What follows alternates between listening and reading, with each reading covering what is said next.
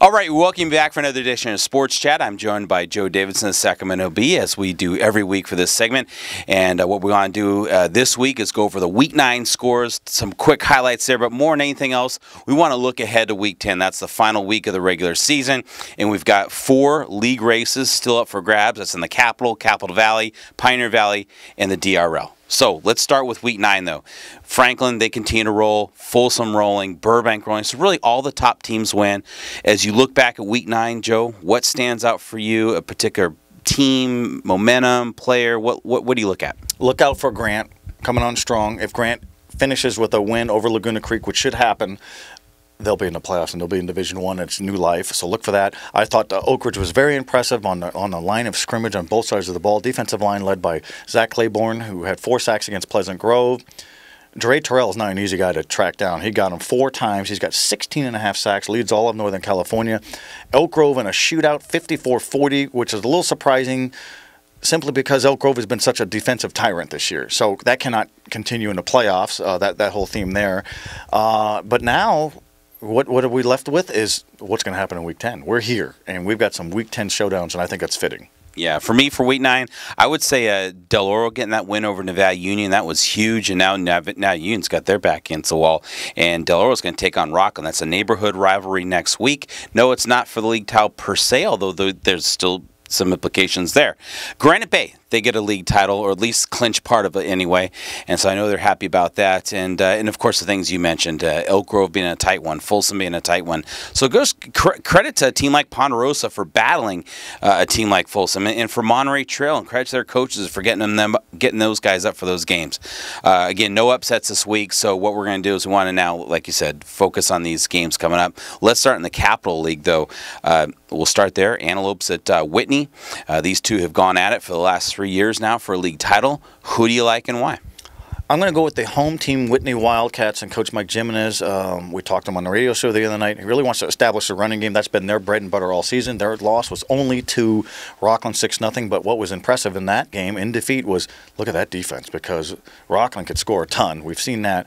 But the best player on the field very well could be Tyler Winston. He's a receiver. He's a defensive back. He's a return specialist, dominating, devastating talent. So they're going to have to don't let him dominate you. But if Antelope wins, no surprise. The only surprise here would be if somebody just steams the other team. Yeah, I'm in agreement. I think Whitney's probably going to win.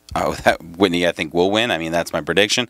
I think it'll be close, though. I really do. It's at Whitney. The defense is really what stands out for me.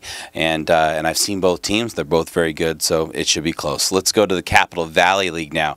Different sort of matchup. You got the battle of the two Mikes, both longtime head coaches, Mike Domino of Del Campo, Mike Morris of Rio Linda. It's at Rio Linda. Normally, it's been Del Campo and Casa battling for this title, but Rio Linda's in the mix, and they're very similar teams. Both like to run, prefer to run the ball. Del Campo might be a little bit more balanced on offense. The better running team might be Rio Linda. They got certainly a young, terrific talent in sophomore Marcel Brown is already an offer from Nevada. This kid's going to be around for 2 more years.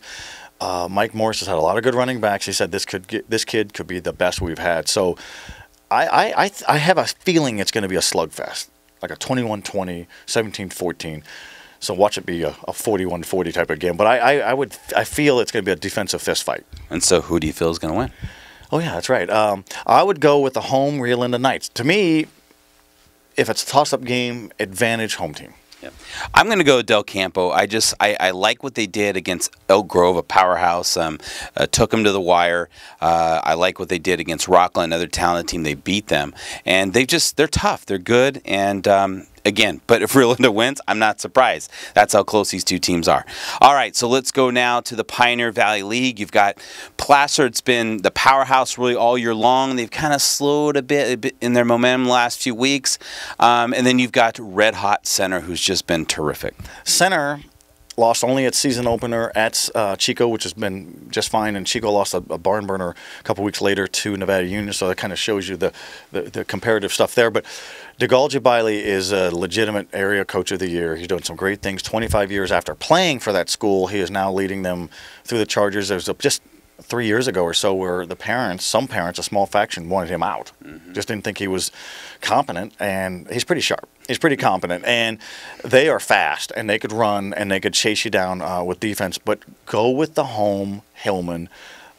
They're still playing dominating defense. Eddie Vanderdoes just devours everybody. Offense has been a little bit of a funk. Coach Joey Montoya is a little concerned about that, but I would think that if they want an urgency, this is their urgency right here, because Placer's a team that has every right to believe it should be in a state Division III bowl, and they could get there. It's just like the BCS, Finnerty, just don't lose. Yeah, I'm taking Placer as well.